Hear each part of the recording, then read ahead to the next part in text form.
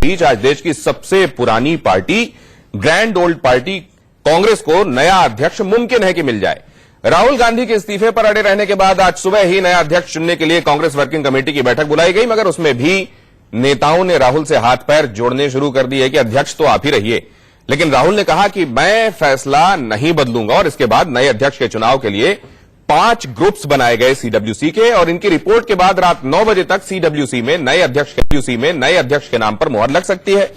मगर सवाल यह है कि आखिर अध्यक्ष को लेकर कांग्रेस इतनी कंफ्यूज्ड क्यों है, और क्या बिना गांधी कांग्रेस नहीं ला सकती आंधी? देश का सवाल में आज इसी पर चर्चा होगी। पहले यह रिपोर्ट।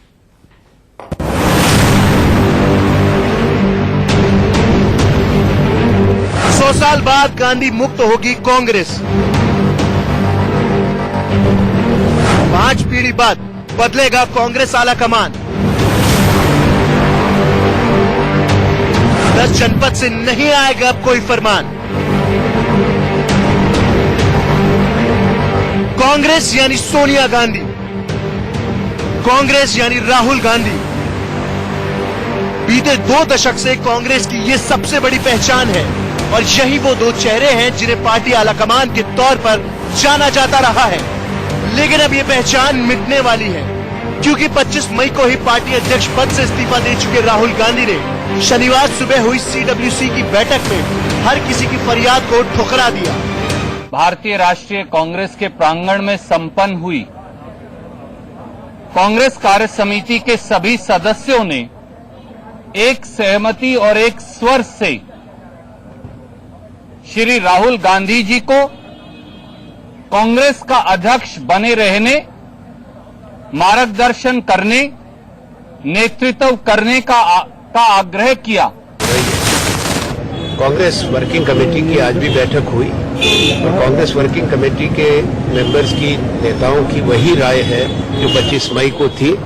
राहुल जी से सबने आग्रह किया कि आप पद पे बने रहें, क्योंकि चुनाव में हार जीत रहती है। 2019 में नेहरू गांधी परिवार के वारिस राहुल का जिस पद से मोहभंग हो चुका है, उस पर 100 साल पहले 1919 में उनके परनाना मोतीलाल नेहरू पहली बार बैठे थे। मोतीलाल नेहरू 1928 में दूसरी बार अध्यक्ष बने, जिसके बाद से ही कांग्रेस पार्टी नेहरू गांधी परिवार के इर्द गिर्द समेटती चली गई। 1929 में पहली बार पिता की कुर्सी छोड़ने पर जवाहरलाल नेहरू को कांग्रेस का अध्यक्ष बनाया गया। पहली बार 2 साल तक कांग्रेस अध्यक्ष रहे जवाहरलाल नेहरू। 1936 में दोबारा अध्यक्ष चुने गए। फिर 1951 से लेकर 1954 तक तीसरी बार अध्यक्ष बने रहे। पिता के जीते जी बेटी इंदिरा 1959 में पहली बार कांग्रेस की अध्यक्ष बनी, और दूसरी बार 1978 में अध्यक्ष चुन जाने के बाद 1984 में इस पद पर बनी रही। हालांकि सबसे लंबे समय तक देश की सबसे पुरानी पार्टी के अध्यक्ष सोनिया गांधी रही। वो 1998 से 2017 तक करीब 20 साल तक पार्टी की अध्यक्ष रही, जिन्होंने दिसंबर 2017 में राहुल गांधी को कमान सौंपी। यानी आजादी के कुल 37 साल तक नेहरू गांधी परिवार का ही कांग्रेस अध्यक्ष पद पर कब्जा रहा। मगर अब इस पद के लिए न सिर्फ गांधी परिवार साफ इनकार कर रहा है, बल्कि खुद को नया अध्यक्ष के चयन प्रक्रिया से भी अलग रखा है, जिसके ऐलान की घड़ी करीब आ चुकी है। Naturally, Rahul ji and myself, we cannot be part of that consultation. लेकिन ग्रुप में आप लोगों का नाम भी है ma'am. No, but that's obviously a mistake because we cannot be in that. वैसे अभी ज्यादातर कांग्रेसी यही चाहते हैं कि राहुल गांधी अपनी जिद छोड़े और अध्यक्ष पद की कमान संभाले, या फिर प्रियंका गांधी को नया अध्यक्ष बनाया जाए। सवाल है कि क्या कांग्रेस गांधी परिवार के बिना ही चल सकती है? आखिर 2.5 महीने से एक अध्यक्ष बनाने को लेकर देश की सबसे पुरानी पार्टी इतनी कंफ्यूज क्यों है? India news bureau report. हद हो गई। कई बार तो बड़ा दुख होता है, ग्रैंड ओल्ड पार्टी का ये हाल। 100 साल से भी ज्यादा पुरानी पार्टी में इतना कंफ्यूजन। अब 5 ग्रुप्स बनाए गए हैं सीडब्ल्यूसी के, वो बैठेंगे, विचार विमर्श करेंगे और फिर कोई एक नाम तय होगा। क्या हाल हो गया विपक्ष का, और विपक्ष तो लगता है एकदम से खत्म सा हो गया है। और ये बात जब हम कह रहे हैं तो पूरी जिम्मेदारी के साथ कह रहे हैं। यकीन ना हो तो बीते दिनों जो कुछ भी राज्यसभा में हुआ है वो आप गौर से अपने दिमाग में रिवाइंड कीजिए, तो आपको भी समझ में आ जाएगा कि विपक्ष है कहां और ऐसा क्यों हो गया। ये ऐसी हालत क्यों हो गई कि जैसे सेव द टाइगर एक प्रोजेक्ट चलाना पड़ा ताकि टाइगर को बचाया जा सके, वैसा ही कुछ सेव द ऑपोजिशन जैसा चलाना पड़ेगा क्या? क्योंकि जिस तरीके से इकोसिस्टम को चलाए रखने के लिए जरूरी है कि टाइगर हो, उसमें दूसरे भी हो, कार्निवोरस हो, हर्बीवोरस हो, स्केवेंजर्स हो, उसी तरीके से इस सियासत के इकोसिस्टम में भी तो चाहिए कि ऑपोजिशन रहे। लेकिन ऑपोजिशन की इतनी खस्ता हालत क्यों? राहुल गांधी के बगैर और कुछ सूझ नहीं रहा है, और राहुल गांधी के बगैर क्या बगैर गांधी कांग्रेस ला पाएगी कोई सब्सटेंशियल आंधी? आज इसी पर करेंगे हम चर्चा, और हमारे साथ जुड़ रहे हैं खास मेहमान डॉक्टर सर्वकमल दत्ता हमारे साथ जुड़ रहे हैं, पॉलिटिकल एनालिस्ट हैं। हमारे साथ चेतन सिंह साहब जुड़ रहे हैं, पॉलिटिकल एनालिस्ट, लेकिन कांग्रेस की तरफ झुकाव, वैसे ही दत्ता साहब भारतीय जनता पार्टी की तरफ झुकाव रखते हैं। उमाकांत लखेरा साहब अगेन थोड़ा सा कांग्रेस की तरफ हम देखते हैं, उनका भी झुकाव रहता है। हमारे साथ शहजाद पूनावाला हैं, पॉलिटिकल एनालिस्ट हैं और भारतीय जनता पार्टी का समर्थन करते हैं। इसके अतिरिक्त हमारे साथ विनय गोयनका साहब बाहर से जुड़ गए हैं, बीजेपी के नेता हैं। और इसके अतिरिक्त आसिफ भंबाला साहब का हम इंतजार कर रहे हैं, वो भी पॉलिटिकल एनालिस्ट हैं, लेकिन नेशनलिस्ट कांग्रेस पार्टी की तरफ अपना रुझान रखते हैं। सबसे पहले तो चेतन सिंह साहब आपसे ये समझें कि क्या ये क्या हो गया? कहते हैं कि जैसे जैसे उम्र बढ़ती है आदमी की तो दिमाग पर असर होना शुरू हो जाता है, उसको सठियाना कहते हैं। ये कांग्रेस के साथ क्या हो रहा है? देखिए, राजनीति में उतार चढ़ाव का दौर तो लगा रहता है। और अभी की बात करें, अभी तो देखिए ऐसा है, दो बार जनरल इलेक्शन लोकसभा चुनाव में इन्होंने हार चखी है। तो अभी जो भी फैसला लिया जाएगा बहुत सोच समझ के लिया जाएगा और कोशिश करी जाएगी कि देश की सेवा के लिए एक जो राजनीतिक प्रिंसिपल अपोजिशन पार्टी है उस हिसाब से पूरी मेहनत करके आगे बढ़ेंगे। दूसरी यहां पर समझने की जो बात है, मानता हूं मैं 134 साल पुरानी पार्टी है, विश्व की 7वें नंबर की सबसे पुरानी पार्टी है। अभी अगर आप देखिए इस लोकसभा चुनाव की जो हवा थी कुछ अलग ही रही है, जो हमें कभी ऐसा देखने को नहीं मिला इस देश में। और कहने की बात यह है कि कुछ महीने पहले कांग्रेस कभी कोहेसिव फोर्स क्यों नहीं दिखाई दी? अभी देख लीजिए ये कश्मीर से 370 हटाने के मुद्दे पर देख लीजिए, कहीं कोई आपका जो चीफ विप है वो कह रहा है कि मैं तो ये लीजिए साहब, ये मैंने छोड़ा, मेरे को चीफ विप नहीं रहना, मैं अंदर की आवाज सुनूंगा आत्मा की। कई सारे आपके नेता छोड़कर भाजपा ज्वाइन कर रहे हैं। ये इतना ज्यादा कंफ्यूजन क्यों मचा हुआ है कांग्रेस में? देखिए दिनेश जी, जब थोड़े से कमी होती है जहां पर, तो वहां पर इस तरह की बातें थोड़ा सुनने को मिलती है। मानते हैं संख्या की कमी है, अभी थोड़े नंबर्स की कमी है और थोड़ा सहयोग की भी थोड़ी सी कमी है, क्योंकि जिस हिसाब से इतना बड़ा मैंडेट इस सरकार को मिला, इन्होंने ही अपोजिशन पार्टी को साथ में नहीं लेके गए। हालांकि आप देखिए इस कांग्रेस पार्टी में ही कुछ ऐसे नेता थे, इंदिरा गांधी जी का नाम लिया जाए, जो वाजपेयी जी को साथ में लेके गए थे। लोग जब ताकतवर थे, आप लोगों ने नजीर तो पेश की होती कि विपक्ष को साथ में लेकर कैसे चला जाता है। आपको बता दूं, उमाकांत लखेरा साहब के पास मैं आ रहा हूं, चेतन साहब आपके पास आ रहा हूं। उमाकांत लखेरा साहब, क्या होगा ग्रैंड ओल्ड पार्टी का? देखिए, किसी भी राजनीतिक पार्टी में, चाहे वो बीजेपी रही हो या कम्युनिस्ट पार्टीज रही हो या समाजवादी रही हो, ये सारी पार्टीज के लाइफ में इस तरह के फेजेज आते हैं और डेमोक्रेसी में इस तरह के फेजेज आने बहुत जरूरी भी हैं। मैंने भारतीय जनता पार्टी को तब कवर किया जब उसके 2 MP पार्लियामेंट में थे। मैंने 88 में आडवाणी जी को पार्लियामेंट के उनके पार्लियामेंट्री ऑफिस में इंटरव्यू करने गया था, तो कहीं नहीं लगता था कि भविष्य में ये पार्टी कभी पावर में आएगी। लेकिन मतलब आप ये कह रहे हैं कि वक्त पर छोड़ दीजिए, वक्त ही मरहम है, एक दिन ये घाव भर जाएंगे, आज कुछ नहीं हो सकता। जी, राजनीति एक ऐसी चीज होती है कि उसका रोज एक नया पन्ना खुलता है। हमने विश्वनाथ प्रताप सिंह, राजा नहीं फकीर है, देश की तकदीर है, वो भी चीजें हमने इतने नजदीक से कवर की है। लेकिन इस तरह की चीजें होती हैं फेजेज में। और अभी जो मैंडेट आया है, ये मैंडेट भी देश के लिए बड़ा जरूरी था कि ताकि देश के लोग, देश में ऐसा होता था कि लोग कहते थे कि देश में स्ट्रांग लीडर नहीं है, मजबूत लीडर देश में नहीं है, तो यही होगा, यही कश्मीर में होगा, कन्याकुमारी में होगा। ये लोगों को देखने दीजिए कि लोगों को अनुभव लेने दीजिए। ये जो कहा जा रहा है, ये वाकई सियासत को लेकर तजुर्बा बोल रहा है, या जब सब कुछ हाथ से चला गया हो तब कम से कम हौसला पास में रहना चाहिए, ये वाली मिसाल देखने को मिल रही है? देखिए, आपने सेव कांग्रेस की बात की, जैसे सेव टाइगर का अभियान चलाया जा रहा है। मुझे लगता है देश भर में वैसे तो हम लोग बेटी बचाओ आंदोलन चलाते हैं, कांग्रेस में बेटा बचाओ आंदोलन चल रहा है। और ये जो आप देख रहे हैं ना आज जो हो रहा है, ये उसी का हिस्सा है। वैसे तो मैं आपको बता दूं कि राहुल गांधी का इस्तीफा बालाजी टेलीफिल्म्स में अगर सीरियल बन के निकलता तो वो, क्योंकि सास भी कभी बहू से भी ज्यादा लंबा चलता। अब आप देखिए कि राहुल गांधी, आपको रोकना चाहिए। चेतन जी आपको रोकेंगे ना, आपको रोकेंगे, आप बाकायदे जवाब दीजिएगा।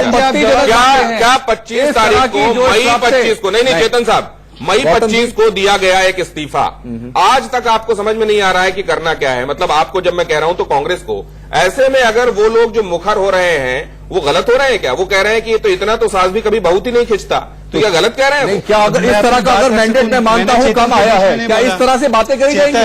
विपक्ष की कोई भूमिका नहीं होती है क्या? अगर देखिए सरकार का नंबर है तो साथ में लेके जाने की आवश्यकता होती है। बात तो आपने इतना बड़ा कदम उठाया, 370 लंबा चौड़ा अगर काबिले एतराज बात कही जा रही होती तो मैं निश्चित रूप से रोक देता, लेकिन अभी जो कहा जा रहा है उसको आप सुनकर उसका जवाब दे सकते हैं। चेतन साहब आते हैं, व्यक्तिगत टिप्पणी ना करी जाए, व्यक्तिगत टिप्पणी किसी भी नेता के ऊपर जो एक कांग्रेस पार्टी के अध्यक्ष रहे हैं उनके ऊपर बातें करी जाए इस तरह की। मैं अपनी बात रखने के ऊपर ये लोग मुझे समझाएंगे कैसे? शहजाद जी आप अपनी बात मॉनिटर है, नीचे लेवल तक मत आइए, इस नीचे इतने नीचे के पड़ाव पे मत आइए। दिनेश जी या तो मुझे संरक्षण दीजिए, कांग्रेस अपने आप को बचा नहीं सकती, समर्थकों के बल गंदों पे चल रही है और समर्थक आके सिखा रहे हैं लोगों को क्या बोलना है। आप अभी आपको ज्यादा देखिए मैं अपनी बात आप थोड़ा ज्यादा जितने दिनों से ये समर्थक आ रहे हैं ना, उससे ज्यादा दिन मैं कांग्रेस में रहा हूं, ठीक है ना? तो इनको पहले बता दीजिए, मैं उससे ज्यादा दिन ऑफिस बेरर रहा हूं उस पार्टी का। तो नए नए प्याज खा के मुल्ले बनने आते हैं सब लोग यहाँ पे। अच्छा, ये मुल्ला उल्ला की बातें अभी ये मुहावरा है, आपको मुहावरा नहीं पता। आप व्यक्तिगत नया मुल्ला बना प्याज खा के, ये मुहावरा एजेंडा बना रखा है क्या? अच्छा शहजाद जी आपने एजेंडा बना रखा है, पहले मैं राहुल के ऊपर बोलूंगा, मुझे ऐसे एतराज करते हैं। नहीं, इस तरह की बातें ना करिए, जो पॉइंट है हाथ रख रहे हैं जहां दिक्कत होगी। अच्छा अब ऐसा नहीं होगा चेतन, अब ऐसा नहीं होगा। देखिए ऐसा है कि मुझे तो लगा इनका वोट बैंक था, मुल्ला कह देते ना, फिर आप वापस ले लेता हूं, फिर आपको रेद रहे पॉइंट नहीं है, वापस मुद्दे पे। अब देखिए क्या हो रहा है। होना क्या चाहिए था कि जो विपक्ष की पार्टी है, हारी हुई है, उसको एकजुट होकर सरकार से जवाबदेही मांगनी चाहिए थी।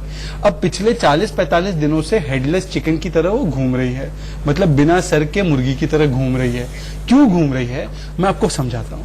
कांग्रेस अब पार्टी तो रही नहीं, वो पार्टी के नाम पर एक परिवार का एक प्राइवेट लिमिटेड कंपनी है। यहां तक कि जब प्रियंका जी ज्वाइन कर गई पार्टी तो विदेशी के अखबार ने लिखा कि प्रियंका ज्वाइंस फैमिली फर्म। अब उधर पारिवारिक हित को बचाना है, पार्टी के हित को नहीं बचाना है। पार्टी के हित को बचाना होता तो तुरंत कोई अध्यक्ष नियुक्त कर दिया जाता, पर परिवार के हित को बचाना है, इसलिए सीडब्ल्यूसी से जब नाम भी आज आ रहा था तुरंत हो जाता। ये सीडब्ल्यूसी को एम्पावर किया था राहुल गांधी ने, पर क्या हुआ कि उनको वो नाम पसंद नहीं आया, क्योंकि उनको लगा ये नाम जो है हमारे लिए सही नहीं होगा परिवार के लिए। तो उन्होंने ये पूरा ड्रामा किया कि एआईसीसी सेक्रेटरी से बातचीत हो, इससे बातचीत हो, उससे बातचीत हो। ये कोई प्रक्रिया संविधान में नहीं है, मैंने संविधान 10 बार पढ़ा है। अब मेरा सिर्फ एक ही कहना है कि राहुल गांधी या तो पूरी तरह से छोड़ दे, या राहुल गांधी पूरी तरह से आ गया है। ये मनमोहन सिंह की तरह चलाती थी सोनिया गांधी, अब पार्टी को ये पीछे के दरवाजे से चला है। इसका प्रूफ मैं देता हूं। सारी अपॉइंटमेंट राहुल गांधी कर रहे हैं। कार्यक्रम में आगे भी रहने वाले हैं, आप अपनी बात पूरी कीजिएगा जी। लेकिन आपको इसमें डेमोक्रेसी क्यों नहीं दिखाई दे रही है? अगर ऐसा ही होता तो बने रहने में क्या आपत्ति होती? क्योंकि इनके ऊपर तो पहले ही आक्षेप लग चुका है कि देखिए ये अगर ये सिंकिंग शिप है तो इससे तो कैप्टन को सबसे पहले इसमें जमे रहना चाहिए, वो भाग क्यों रहा है? आप नहीं, आप किसी भी सूरत में क्या इस वक्त, क्योंकि आपके फेवर में, मतलब भारतीय जनता पार्टी के फेवर में चीजें चल रही हैं, तो किसी भी सूरत में ऑपोजिशन पर आक्षेप ही लगाएंगे क्या? पहले डॉक्टर दत्ता के पास चलते हैं। डॉक्टर दत्ता, एक बात मैं आपको बता दूं, चेतन जी की जितनी तमन्ना ना, उससे ज्यादा तमन्ना भाजपा वालों की है कि राहुल गांधी अध्यक्ष बने रहे। तो ये भुलावे में ना रहे, चेतन जी से कहीं ज्यादा वो चाहते हैं। डॉक्टर हम चाहते हैं कि कांग्रेस पार्टी रिवाइव हो, जिसके लिए परिवार के हितों को त्याग कर पार्टी के हितों को। अब चेतन जी फिर से प्याज खा लिए नहीं चलो बोलेंगे, यहाँ कोई मनोरंजन का कार्यक्रम नहीं, मनोरंजन तो कांग्रेस सपना आया, मैं यहाँ पर मनोरंजन देश का कांग्रेस ही कर रही है। ऐसा बोला, अरे पूरा दिन मनोरंजन किया, बहुत ही संवेदनशील नारायण स्वामी का बयान सुना आपसे गुजारिश है, नारायण स्वामी बोल रहे हैं हल्की बातें ना करें, होता है इतनी हल्की बातों पर यहाँ पर कुछ नहीं मिलने वाला। समय की बात है, इसीलिए आपके जैसे लोग जो छोड़ के चले गए अब यहाँ पर यही बातें कर रहे हैं, इससे कुछ हासिल नहीं होने वाला। ये बात सही है कि कांग्रेस का मौका दे रहे हैं। डॉक्टर दत्ता हमारे साथ जुड़ गए, आसिफ बम्बाला भी पॉलिटिकल एनालिस्ट है, उनके पास हम जाएंगे, विनीत गोयनका साहब के पास भी चलेंगे, लेकिन डॉक्टर दत्ता आपसे उनके पास जाने से पहले एक रिमार्क, कांग्रेस की स्थिति के लिए जिम्मेदार कौन है? और ये जो कुछ है ये सब्सटेंटिव लग रहा है आपको या इसमें ड्रामा है? कांग्रेस की स्थिति क्या है क्या नहीं है वो तो कांग्रेस पार्टी जाने और कांग्रेस पार्टी तय करे। मुझे उस पर ईमानदारी से अगर कहें तो सहानुभूति है कांग्रेस के अंदर जो कुछ हो रहा है, पर आखिर में कांग्रेस पार्टी को खुद को ही दिशा और गति तय करना होगा। जैसा मैंने आज सुबह भी कहा था कि ये एक ड्रामा है और ये ड्रामा का जो अंतिम चैप्टर है 9 बजे के आसपास दिखाई देगा। और मैं जानता हूं कि एआईसीसी के सामने कांग्रेस के कार्यकर्ता वगैरह सब लोग इकट्ठा हो जाएंगे और नारा लगना शुरू होगा, खाली करो कांग्रेस के खाली रास्ते राहुल गांधी के वास्ते। ये शुरू होगा और होने वाला है ये सारी चीजें। आज के डेट में कांग्रेस पार्टी के अंदर हकीकत में कैंगरू सिंड्रोम है। आपने देखा होगा ना कि कैंगरू कैसे उछल के दूसरे जगह पे जाके बैठ जाते हैं। टाइटैनिक शिप जब धाराशायी होके जब डूबता है, ये कैंगरू सिंड्रोम चलता है और इसीलिए तमाम जितने सारे हैं उछल के एक ग्रीनर पेस्चर के लिए तलाश रहे हैं जगह। आपने शुरुआती रिमार्क्स में आपने ये भी कहा था कि सेफ टाइगर, कार्निवरस और स्कैवेंजर्स के लिए। अब मैं इसको अगर रेप्लिकेट कर दूं तो वहां पे अगर स्कैवेंजर्स और कार्निवरस अगर है तो कार्निवरस का शिकार तो कोई होना नहीं चाहता है, ना ही किसी को दिलचस्पी है कि वहां पे स्कैवेंजिंग करे। तो इसलिए लोग जहां पे सुरक्षित माहौल दिखाई दे रहा है उस तरह चेतन सांघी साहब और उमाकांत लखेरा साहब दोनों के पास आप लोगों से ले चुका हूं मैं। देखिए मेरे दो मेहमान बाकी नहीं हो पाई, ऐसा नहीं। चेतन साहब आ रहा हूं आपके पास, पूरा मौका दूंगा, लेकिन इसके पहले मैं विनीत गोयनका साहब के पास चलूंगा। विनीत गोयनका साहब, क्या ये जो बात कही जा रही है कि आप भारतीय जनता पार्टी के लिए सबसे सुखद स्थिति यह है कि राहुल गांधी प्रेसिडेंट बने रहें, आज जो स्थिति बनी है वो कांग्रेस के अपने पुरुषार्थ और सामर्थ्य, भारतीय जनता पार्टी के अपने सामर्थ्य और पुरुषार्थ की वजह से बनी है, या ये कांग्रेस का क्षीण और कमजोर होते जाने की वजह से ये सिनेरियो हमको दिखाई दे रहा है?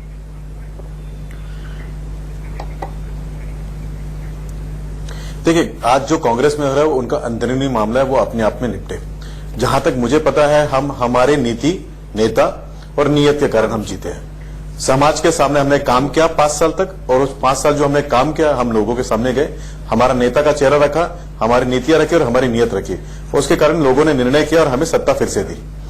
जहां तक कांग्रेस का सवाल आता है और उसके अध्यक्ष का सवाल आता है, तो उनके सभी अध्यक्षों के बारे में मेरा क्या विचार है मैं आपके सामने रखने देता हूं। यह मेरे व्यक्तिगत विचार है। मोतीलाल नेहरू जी जब भी मुझे याद आता है तो मुझे याद आता है कि उन्होंने सुभाष बाबू को बाहर निकाला। जब मुझे नेहरू जी याद आते हैं तो मुझे याद आता है कि उन्होंने किस तरह से कश्मीर के इश्यू को यूएन में लेके गए, किस तरह से चाइना के सामने हमें हराया, किस तरह से उन्होंने जो निर्णय लिए वो सारे हमें इंपैक्ट किए। जब मुझे इंदिरा गांधी जी की याद आती है एज ए अध्यक्ष, तो मुझे याद आता है कि उन्होंने इमरजेंसी लागू करके देश में जनतंत्र प्रक्रिया को रोक दिया था। जब मुझे राजीव गांधी की याद आती है तो मुझे देश में सिखों का नरसंहार याद आता है। मुझे जब सोनिया गांधी जी याद आती है तो मुझे किस तरह से उन्होंने अपमान करते हुए देश के प्रधानमंत्री तरीके से नहीं सोच रहे हैं, दिल्ली में ना होने देना। मतलब आज देश आप एकदम ही डिस्क्रेडिट कर रहे हैं जो कुछ भी हुआ। ये खैर दूसरी तरफ हम चले जाएंगे। नहीं विनीत गोयनका साहब, आप सिर्फ आपको जो सूट कर रहा है आप उसको याद कर रहे हैं। आसिफ बम्बाला साहब हमारे साथ जुड़ रहे हैं। हमको ये भी नहीं भूलना चाहिए कि हेडगेवार साहब ने भी ये कहा था कि मैं कांग्रेस से अलग हो रहा हूं और एक ऐसा संगठन खड़ा करूंगा जो कांग्रेस के लिए ही दिक्कत पैदा कर देगा और नाम निशान मिटा देगा। तो ज्यादातर लोग कांग्रेस से अलग होकर ही कहीं कोई संगठन बने। लेकिन उसके पहले मैं जरा आसिफ बांबला साहब के पास चलूं। आसिफ साहब, सवाल यह है कि क्या ये वाकई कांग्रेस के अंदर जो स्थिति देख रहे हैं उसका बाहर से परिहास करना बड़ा आसान है, लेकिन अंदर एक स्थिति यह भी बनी हुई है कि अगर गांधी की ग्लू ना हो तो पार्टी को इंटैक्ट रखना मुश्किल हो जाता है, और अगर गांधी ही कोई हो तो फिर परिवारवाद के आरोप लगते हैं। क्या इस मुश्किल स्थिति से भी गुजर रही है कांग्रेस?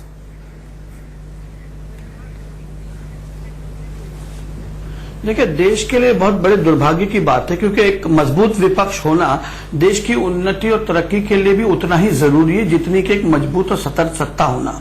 और दुर्भाग्य से हम देख रहे हैं कि एक विपक्ष की पार्टी आज राहुल गांधी जी को रिजाइन किए हुए एक बहुत लंबा अरसा हुआ, लेकिन चूंकि जब तक के एक नया अध्यक्ष नियुक्त नहीं होता है, एक अध्यक्ष का कार्यभार उन्हीं ही संभालना चाहिए, ऐसा मेरा मानना है।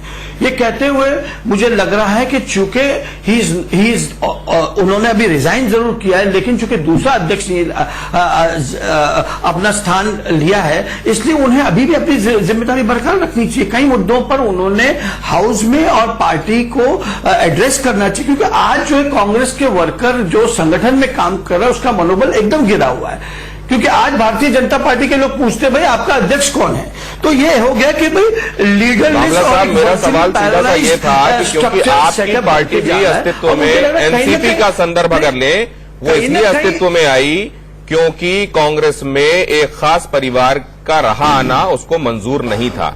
क्या आपको क्या लगता है, कांग्रेस का कल्याण गांधी इस अम्ब्रेला के नीचे बने रहने में ही है, या आपको लगता है अगर यही अम्ब्रेला हट जाए तो कांग्रेस का भला हो जाएगा? नहीं, बिल्कुल, अगर हट जाए तो क्या बुरा, मुझे ये बताइए। इतने सालों से प्रो गांधी स्थिति परिस्थिति चल रही है और चला भी है। उन्होंने अच्छा शासन चलाया, उन्होंने अपने कार्यकाल में पार्टी को चुनकर जो है देश के सामने उन्होंने अपनी स्थिति परिस्थिति रखी। लेकिन आज जबकि ये स्थिति ऐसी आ रही कि भाई विद द गांधीज यदि पार्टी को उतना सहयोग नहीं मिल रहा है और उतना जो है कामयाबी नहीं आता हो रही, तो एक नॉन गांधी को ट्राई करने में कोई हर्ज नहीं है। मुझे लग रहा है इतने अच्छे अच्छे नौजवान है। मिलिंद देवरा जी ने कहा कि भाई ज्योतिर् सिंधिया है, आपके सचिन पायलट है। कांग्रेस में ऐसा नहीं कि कोई अकाल मचा हुआ है, और ऐसा नहीं कि कांग्रेस खत्म हो जाए। किसी पार्टी कोई पार्टी कभी खत्म नहीं होती है, एक दौर होता है, ठीक है, वो भी एक दौर था, ये भी एक दौर है। तो ये दौर से एक व्यक्ति या नेता भाग नहीं सकता। लेकिन आज के काल यही बात मैं समझना चाह रहा हूं चेतन सांघी, आपके पास में वापस आता हूं। ये जो दौर की बात है ये आपने भी कही, अभी मामला भी कह रहे हैं। मेरे को दौर के संदर्भ में जरा ये समझा दीजिए कि क्या दौर पर छोड़कर ही पॉलिटिकल पार्टीज बैठ जाती हैं कि अभी ये हमारा दौर नहीं है, या पॉलिटिकल पार्टीज देश में क्या होना है, पार्टी में क्या होना है, ये तय करती हैं और ये मूर्त रूप लेता है? बिल्कुल, देखिए यहां पर अगर थोड़ा सा हम समझें, कल का ही देख लीजिए। कल का राहुल गांधी जी ने प्रधानमंत्री जी से बातचीत करी और बाढ़ की स्थिति के बारे में भी समीक्षा ली। तो आप ये मत कहिए, और देखिए अभी हर जगह पे अध्यक्ष भी अपॉइंट किए गए हैं अलग अलग स्टेट्स में, तो ऐसा नहीं है कि काम नहीं चल रहा, काम पूरा चल रहा है। दूसरी बात अभी दत्ता जी ने बोला, अध्यक्ष जी देखिए वो शिप कूद रहे, मानते हैं कि कांग्रेस पार्टी के अंदर अभी समुद्र में मंथन हो रहा है। ये मंथन की प्रक्रिया है, जब मंथन होता है तो हवा, दो जहाज भी हिल रहा है, जहाज भी रहा है, और चूहे निकल रहे हैं इधर उधर, और चूहे क्या कर रहे हैं, चूहे निकल के बाहर समुद्र में कूद रहे हैं, चूहे के बाहर निकल के बचेंगे कहीं नहीं, कहाँ जा रहे हैं? जो सारे चूहे हैं वो कूद के बीजेपी ज्वाइन कर रहे हैं। और क्या हो रहा है ये देखिए, कांग्रेस पार्टी की बंगाल का भी देख लीजिए, मिश्रण अगर हो ना,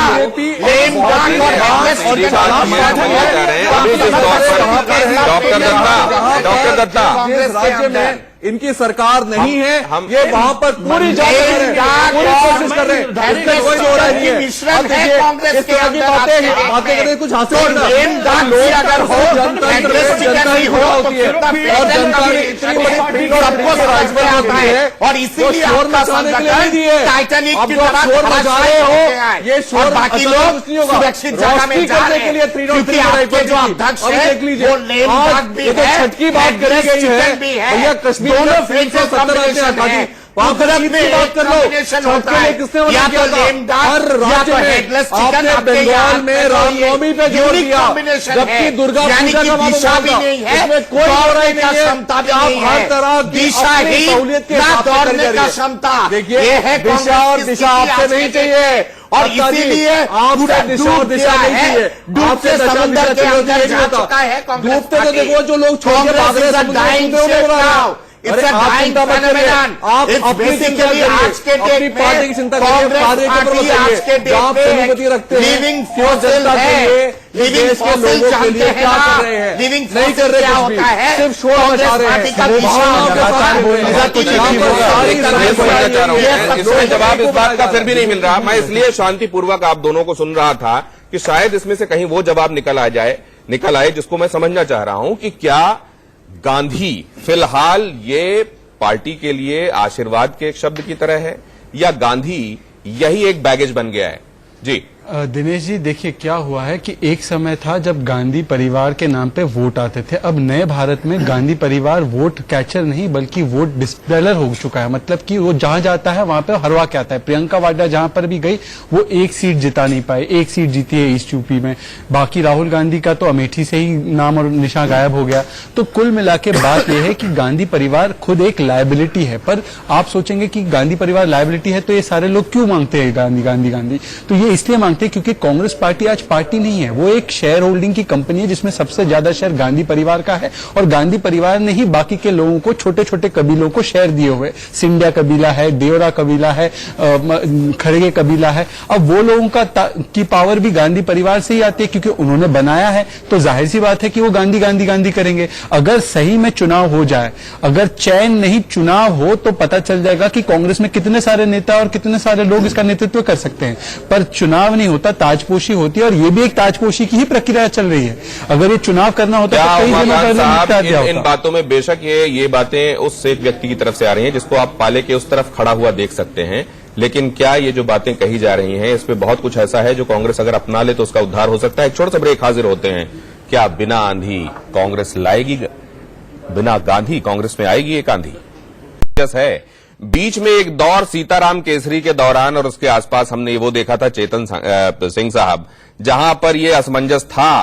पार्टी के बड़े लीडर्स भी अगर बीच में सेंटर में गांधी नहीं है तो वो छिटक के दूर जा रहे थे। ऐसा लगता है कि जब गांधी सेंटर में होते हैं, हेल्म में होते हैं, तो बाकी सब चीजें कम से कम संगठन के स्तर पर ठीक होती रही पहले। क्या वो बात ही आप लोगों को इस असमंजस में डाले हुए है कि राहुल गांधी को या गांधी परिवार में से किसी को बीच में रखें या किसी और को लाएं? देखिए, सबसे पहले गौतम साहब, हमें यहां पर समझना पड़ेगा कि कांग्रेस पार्टी एक लोकतांत्रिक पार्टी है। यहां पर कोई स्टैब्लिश ऑटोक्रेसी नहीं चलती है कि एक या दो लोग ऊपर से बैठे हैं, जैसा ऑर्डर आ जाए, जैसी बात हो जाए वैसी हो जाए। बिल्कुल नहीं है। चुटकुला नहीं था। अभी आप देखिए, कहने की बात यह है, यहां पर अगर आप देखिए अभी पार्टी के अंदर लोगों ने किस तरह से अपनी बातें रखी सामने और उन्होंने बोला सबको आपको मौका मिला अपनी बातें करने का, अपनी बातें रखने का। अभी 370 का ही बहुत सेंसिटिव मुद्दा था, उसके ऊपर भी रखा। आधी पार्टी मैं आपसे बातों से बिल्कुल भी इत्तेफाक नहीं रखता यहाँ पर। मेरी साइड समझने की बात यह है, अगर आप देश के बारे में देखें, सोनभद्र में इतनी बड़ी घटना हुई, वो सबसे पहले जाके वहां पर खड़ी रही। अभी भी आप तालियां बज रही है रावलपिंडी में आपके संगठन के प्रदर्शन के चलते 370 को लेकर तालियां बज रही है। उमाकांत लखेरा साहब, उमाकांत लखेरा, एक सेकंड प्लीज, चेतन साहब प्लीज, चेतन साहब प्लीज, लाल बहादुर चेतन साहब प्लीज, आपके सोनभद्र वाली बात में समझना चाह रहा हूँ। एक सेकंड, जब राहुल साहब प्लीज, लाल बहादुर चेतन साहब प्लीज, आपके सोनभद्र वाली बात में समझना चाह रहा हूँ। एक सेकंड, जब राहुल गांधी हेल्म में आए उमाकांत लखेरा साहब, तो अक्सर ये कहा गया कि ही इज एन आउटलायर। जब प्रियंका अभी देखी जा रही हैं तो उनमें भी वो दिखाई दे रहा है कि वो रिलक्टेंटली कभी आती हैं, किसी एक मुद्दे पर सामने दिखाई देती हैं, उसमें कई बार सेंटर स्टेज लेते हुए भी दिखाई देती हैं, फिर कई मुद्दों पर वो गायब ही रहती हैं, सामने नहीं आती। ये उहापोह क्या चल रही है उमाकांत लखेरा साहब? देखिए कांग्रेस की जो आज हालात है वो उसकी आंतरिक कमजोरियों का भी बड़ा योगदान है। ये तो किसी भी पार्टी के सामने आंतरिक कमजोरी ये है कि आपके पास वैचारिक विघटन, आपके पास वैचारिक बिखराव।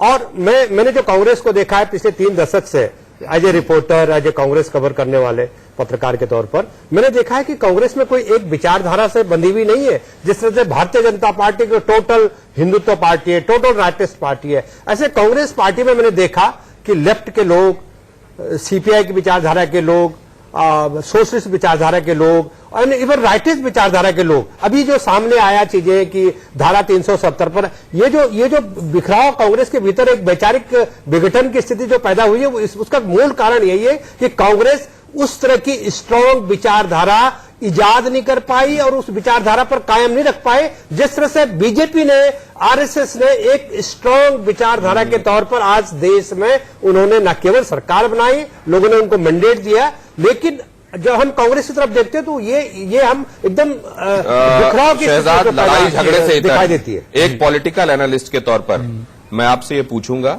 कि क्या कभी किसी समय जो आपका सबसे बड़ा एसेट होता है, वक्त आने पर क्या वही सबसे बड़ी लायबिलिटी एक इंडिविजुअल के लिए भी, एक पार्टी के लिए भी बन जाती है? और फिलहाल उसी दौर से कांग्रेस गुजर रही है क्या। लेकिन उससे पहले आपके पास में आऊं, उससे पहले विनीत गोयनका साहब के पास चलूंगा। विनीत गोयनका साहब, ये जो घटनाक्रम है, ये बेशक भारतीय जनता पार्टी के लिए एक बड़ा सूटेबल और बड़ा कंड्यूसिव एटमॉस्फेयर बन गया हो, लेकिन आपको ये लगता है क्या कि वाकई जो सरकार और सत्ता का घोड़ा होता है उसमें विपक्ष की बड़ी मजबूत लगाम चाहिए होती है, लेकिन जाहिर है घोड़े को कभी रास नहीं आती।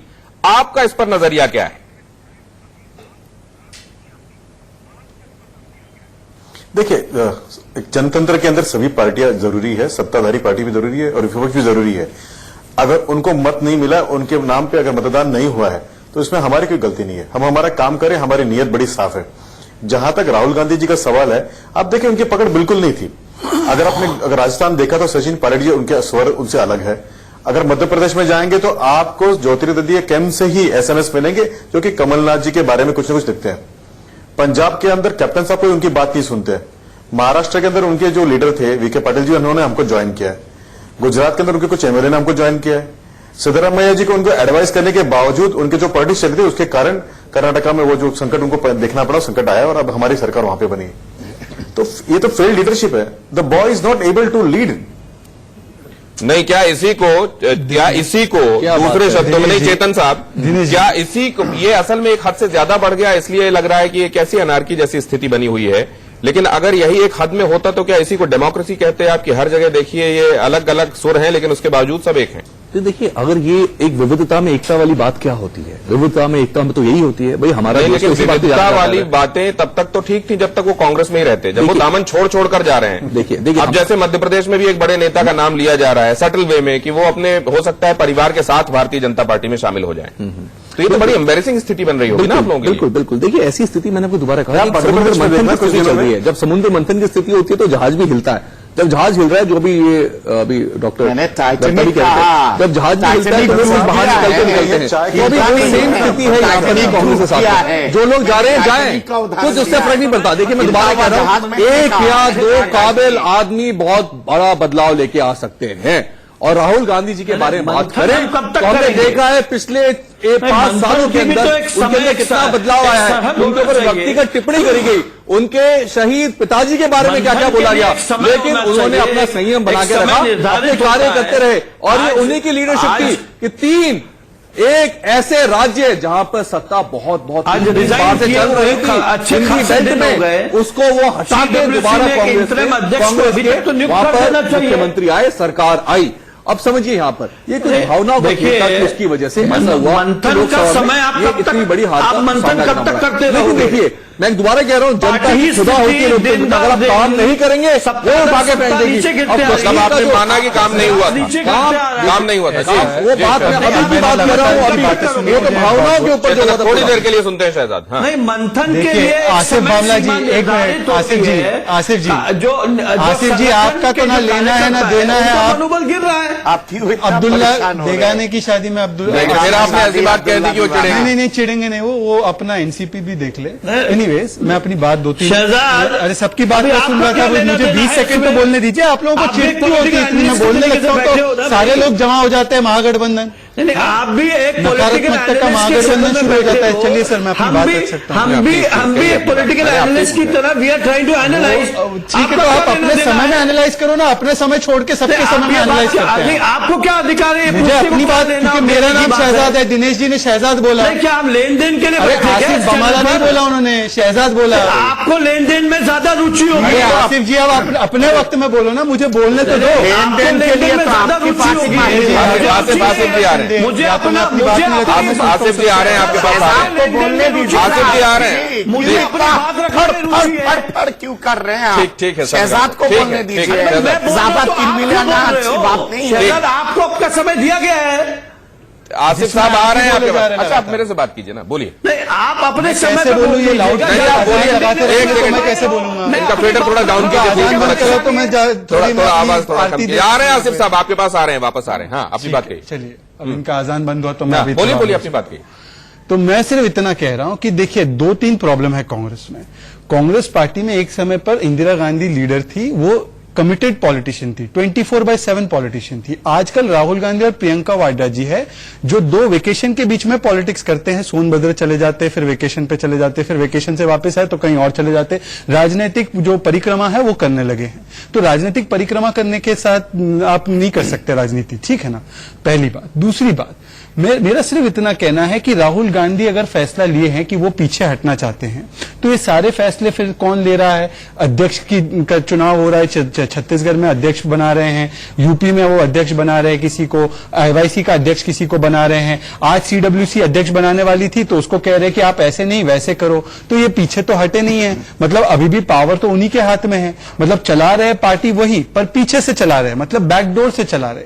तो कब तक, जैसे आपने सरकार मनमोहन सिंह की चलाई पपेट की तरह, अब आप पपेट की तरह पार्टी चलाना चाहते हैं। क्या इससे कांग्रेस पार्टी का सुधार होने वाला है? और तीसरी बात सिर्फ इतनी है कि ये कह रहे हैं कि विविधता में एकता है, कांग्रेस पार्टी बहुत लोकतांत्रिक पार्टी है। एक सेकंड सर, चेतन जी ऐसे नहीं होती, चेतन जी एक सेकंड, मैं आपके लोकतंत्र का उदाहरण देना चाहता हूँ।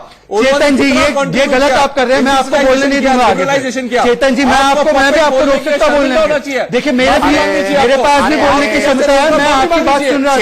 चेतन बिल्कुल आपको इस तरीके से रिलेट करनी है, आप पहले इस तरीके से बात कैसे बोलता मैं कहता हूँ बड़ी शर्म की बात है, ऐसा बोला जाता है। आइए, आपने कुछ पहली बार सुना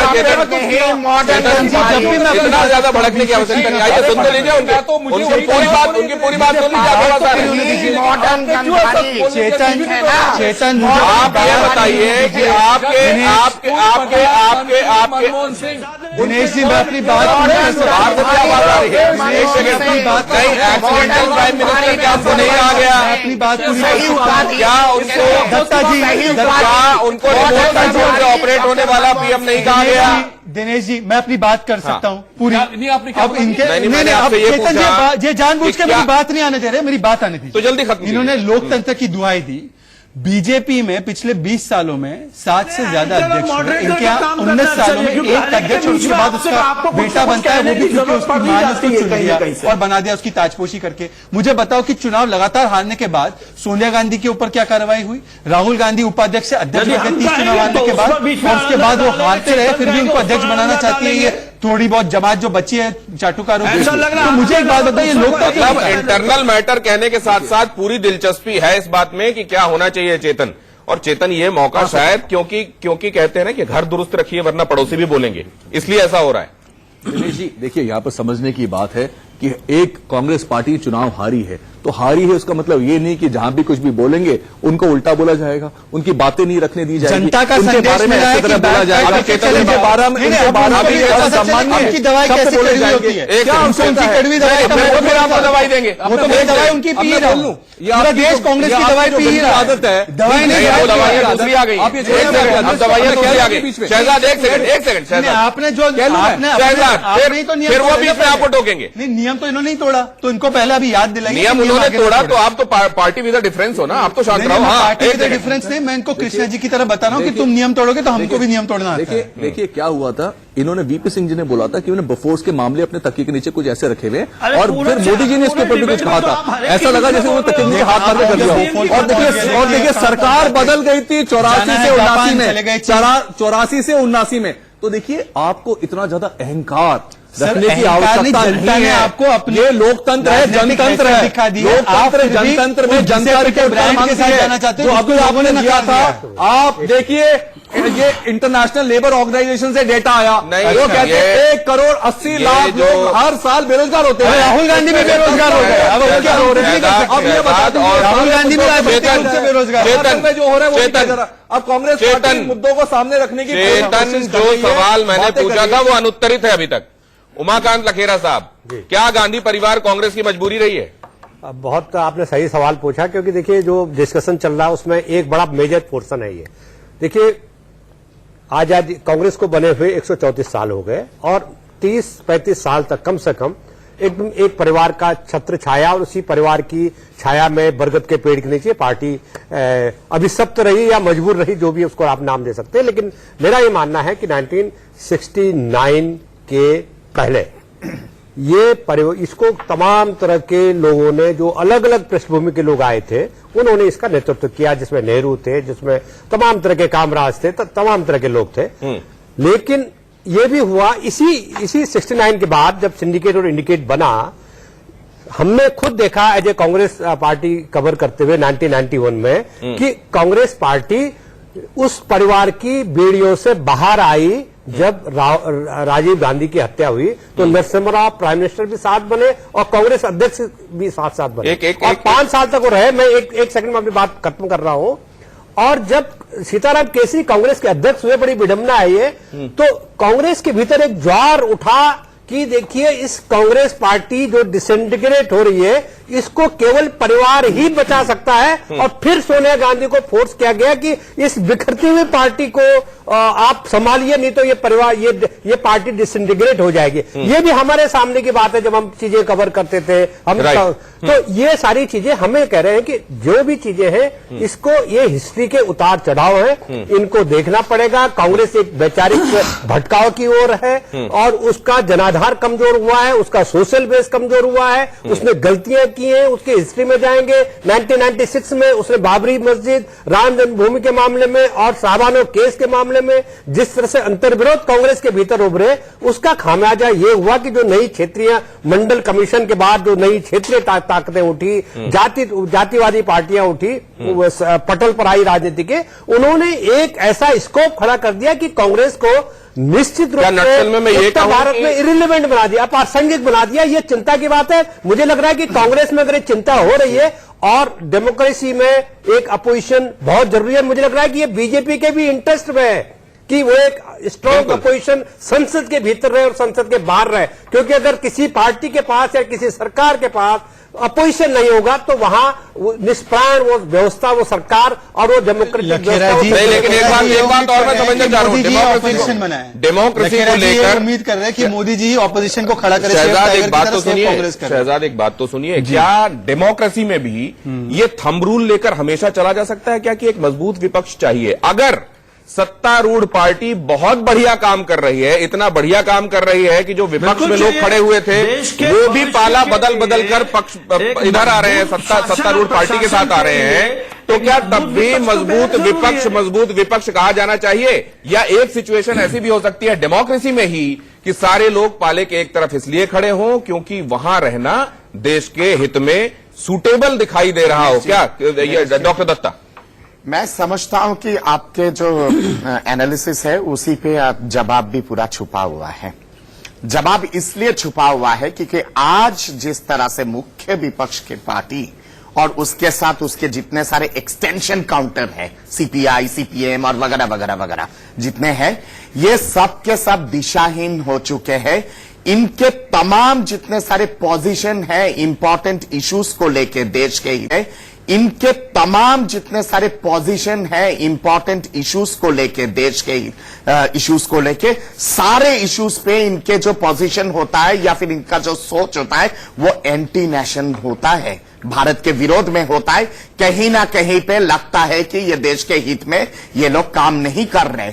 मैं समझता हूं कि धारा 370 इतना शानदार एक डिसीजन, इस डिसीजन के चलते पूरे देश में वाहवाही हो रही है, पर अफसोस से कहना पड़ता है कि धारा 370 देश में तो धाराशायी हुआ है, कांग्रेस के अंदर एक धारा 370 हो गया है। लेकिन हो गई है। जब हम ये बात कर रहे हैं कि सेफ टाइगर जैसा सेफ ऑपोजिशन और सेफ कांग्रेस होना चाहिए। एक सेकंड डॉक्टर दत्ता आ रहे हैं, चेतन आपके पास आ रहे हैं क्या? हमारे साथ विनीत गोयनका साहब जुड़े हुए हैं। विनीत गोयनका साहब, कम से कम ऐसी स्थिति में जब सेव ऑपोजिशन वाली नौबत आई हुई है तो आप लोगों को कम से कम पोचिंग नहीं करना चाहिए। विनीत गोयनका साहब, पोचिंग के भी बड़े आरोप हैं। देखिए, ऐसा है कि मजबूत विपक्ष होना चाहिए, सक्षम विपक्ष होना चाहिए, बेवकूफ विपक्ष नहीं होना चाहिए। और अगर विपक्ष जो है अगर मजबूत नहीं है तो उसमें सत्ताधारी पक्ष की कोई गलती नहीं है। अगर बेवकूफ विपक्ष है तो उसमें सत्ताधारी पक्ष का क्या गलती है? उनके घर में अगर बिखराव है तो सत्ताधारी पक्ष का क्या गलती है? अगर वो नासमझ है तो सत्ताधारी पक्ष की क्या गलती है? और रही बात कि कांग्रेस अगर गिर रहा है तो आप कह रहे हैं कि विपक्ष गिर रहा है, ये गलत है। कांग्रेस कोई कल ही एक ही विपक्षी पार्टी है क्या? बाकी भी विपक्षी पार्टी है, वो भी अपना काम कर सकती है। मुझे डर है वो तो वॉकआउट कर जाते हैं। कांग्रेस को इतना महत्व देके देश के जनतंत्र का बेइज्जती कर रहे हैं। गोयनका साहब, नहीं, आप देखिए ना, अगर वोटिंग देखा है 370 में तो आपको लगेगा कि क्या हमारे एनडीए के से ज्यादा हमें मतदान मिल रहा है? राष्ट्रीय तो स्तर इसका मतलब है कि पर कांग्रेस के कई लोगों को कांग्रेस चाहिए पार्टी है और आज जिसका जनादेश अच्छा ठीक है, हर अब राज्य में है। अब आसिफ बामला साहब को आइसोलेशन में क्लियरली सुनते हो, क्या कह रहे हैं क्विकली आसिफ साहब?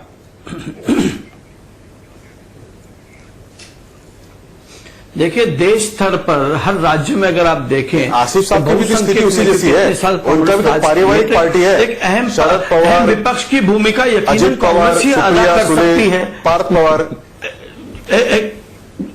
जी देखिए, नहीं आपने मुझे सवाल पूछा है, उन्हें पूछा आपने? नहीं, मैंने सवाल तो आपसे पूछा था। इस बीच में जो टिप्पणी थी मेरी तरफ से नहीं थी, गोयनका साहब की तरफ से थी कि आप भी तो परिवारवादी चला रहे हैं। एक प्रमुख नहीं, यहाँ परिवारवाद की बात नहीं हो रही। यहाँ कांग्रेस में जो अध्यक्ष पद को लेकर वाद विवाद चल रहा है और जो अभी नई नियुक्ति नहीं हो रही, उस विषय पर हम चर्चा करें। परिवारवाद की क्या बात है? परिवारवाद हर पार्टी में है, आप क्या कर सकते हैं उसको? नहीं, क्या ये एनसीपी या राष्ट्रवादी को लेके मुद्दा है या कांग्रेस प्रेसिडेंट को लेके मुद्दा है? मैं ये पूछ रहा हूं, मेरा भी खुद का प्रश्न है कांग्रेस को एक सहयोगी दल होने के नाते भी एनसीपी है कहाँ पे, ये जरा बताइए। मुझे तो लगता है कि एनसीपी एकदम बिल्कुल आइसोलेशन में है, वो तय नहीं कर पा रही कि किधर जाऊं, इधर जाऊं ना इधर जाऊं, ना बैठा रहूं ना आंख बंद करके सोया रहूं, ये समझ में नहीं आ रहा है। एनसीपी के तमाम राजनीतियों को लेके बहुत सारी चीजों पे आप सरकार के साथ होते हैं, बहुत सारी चीजों पे आप तीसरे मोर्चे के साथ होते हैं, बहुत सारी चीजों पे आप कहते हैं कि नहीं हमारा तो कांग्रेस के साथ गठबंधन है। ये कौन सा गठबंधन है? क्या ये शुगर केक वाला गठबंधन है? बहरहाल आइए देखते हैं ये, आइए अब क्योंकि आखिरी 2-3 मिनट बचे हैं, हम जल्दी से ये समझना चाहते हैं कि आप लोगों का, क्योंकि आप लोग तमाम सीजन कैंपेनर्स हैं, पॉलिटिकल एनालिस्ट हैं, आपको क्या लगता है कि आज रात फैसला हो जाएगा, अध्यक्ष को लेकर कोई एक नाम आ जाएगा और उसके साथ हम कांग्रेस को रिवाइव होता हुआ देखेंगे क्या? शहजाद क्विकली कांग्रेस आते हैं, आसिफ भाई आते हैं आपके पास। शहजाद, नॉन गांधी नहीं, उनका ऑल इंडिया रेडियो बंद होता है। नहीं, इसके पहले भी देश ने देखा है कि नॉन गांधी अध्यक्ष रहा। कुछ बोलना चाहूंगा आसिफ साहब, जल्दी से डिसमेंट लेने आते हैं। गोयनका साहब, आसिफ साहब आते हैं आपके पास। हाँ शहजाद, कांग्रेस का अध्यक्ष चेहरे के रूप में आज जो भी बने, एक मेरी बात सुनने, काफी कम बोला हूं मैं। आ रहा हूं आपके पास। कांग्रेस का आज घोषित अध्यक्ष चाहे जो भी बने, अघोषित अध्यक्ष, पीछे से ऑपरेट करने वाला अध्यक्ष राहुल गांधी था, है और रहेगा, ऐसा सुरजेवाला ने पहले भी बोल दिया है। तो मुझे पता नहीं हम 9 बजे का क्यों इंतजार कर रहे हैं। 9 बजे तो सिर्फ आपको रिमोट कंट्रोल पता चलेगा, असली बैटरी तो रिमोट आपको अभी से पता है, आप कह रहे हैं जी। उमाकांत साहब, देखिए, मुझे ऐसा लगता है कि आज रात बिल्कुल ये फैसला कर लेंगे, मुझे 100% भरोसा है। और निश्चित रूप से जो कमेटियां, सब कमेटियां, 5 सब कमेटियां कांग्रेस ने आज सुबह बनाई है, उस सब कमेटी की अपनी अपनी रिपोर्ट पेश हो जाएगी। और अच्छी बात है कि कुछ पॉजिटिव डिसीजन हो और ये जो झंझावट है, ये जो अनिश्चितता है, उससे बाहर निकले कांग्रेस, तो ये उसके भी हित में होगा, देश के हित में होगा। क्योंकि कोई पार्टी, इतनी बड़ी पार्टी है, मतलब आप उम्मीद जता रहे हैं, आपको ये पुख्ता तौर पर होता हुआ दिख नहीं रहा है। हाँ चेतन, नहीं, मुझे पूरा भरोसा हो जाएगा। देखिए, इसमें कोई दो राय नहीं है कि आज अगर बोला गया 9 बजे नए अध्यक्ष का नाम मिल जाएगा तो मिल जाएगा, 10 बज जाएगा, 11 बज जाएगा, नहीं उसके बाद कांग्रेस का भला होता भी दिख रहा है आपको। इसमें कोई दो राय नहीं है। मैं बोला दोबारा एक एक कदम जो उठाया जा रहा है, बहुत स्ट्रांग स्टेप उठाया जा रहा है। दूसरी बात देखिए, विपक्ष की, चलिए देर आएंगे लेकिन दुरुस्त आएंगे। डॉक्टर दत्ता, मैं समझता हूं कि आज रात को एक ब्रेकिंग आएगी, कौन बनेगा टाइटैनिक का नया अध्यक्ष। चलिए, यही ब्रेकिंग आएगी गोयनका साहब को 9 बजे, और वो होगा कि फैसला। आज अफसोस है कि गोयनका साहब ने बोला है कि बेवकूफ, विपक्ष बेवकूफ, ऐसे शब्दों का गोयनका साहब से मुझे बिल्कुल उम्मीद नहीं थी। वही ब्रेकिंग, इतना बड़ा नंबर मिला है तो हमको आपसे अपेक्षा नहीं है, सामान्य शब्दों की अपेक्षा के बना। गोयनका साहब जल्दी से, वक्त नहीं है बिल्कुल। गोयनका साहब, मुझे एक बात मुझे ऐसा लगता है कि हमें 9 बजे तक का इंतजार करना चाहिए। हाँ। जो भी करे, आज कांग्रेस दिशाहीन है, नेताहीन है, नीतिहीन है, नियतहीन है। तो उसका कोई भी नेता आसिफ साहब, समाज तय करेगा। वैसे 9 बजे ही बालाजी के सारे सीरियल आते हैं। सारे सीरियल आते हैं। आसिफ कौन करेगा, आसिफ साहब भी आता है, तो जनता फोन करेंगे 9 बजे। तुरंत एक CWC ने आज ही इंटरिम एक अध्यक्ष की घोषणा कर देनी चाहिए, क्योंकि बहुत सारा वक्त उन्होंने मंथन में गुजारा है। एक देश को एक अच्छे और मजबूत विपक्ष की जरूरत है, एक विपक्ष पार्टी की बिना इंटरिम, ना बिना एक्सटरिम, इंटरिम। चलिए, तो जो नाम आएगा वो भी कंफ्यूजन का एक परिणाम होगा, या असल में अब सोच समझकर कुछ ऐसा किया जा रहा है जिसको देर आयत दुरुस्त आयत कहा जा सकेगा। बहुत धन्यवाद हमारे मेहमानों का हमारे साथ चर्चा में जुड़ने के लिए। एक छोटे से ब्रेक के लिए रुक रहे हैं। देश का सवाल में आज के लिए इतना ही।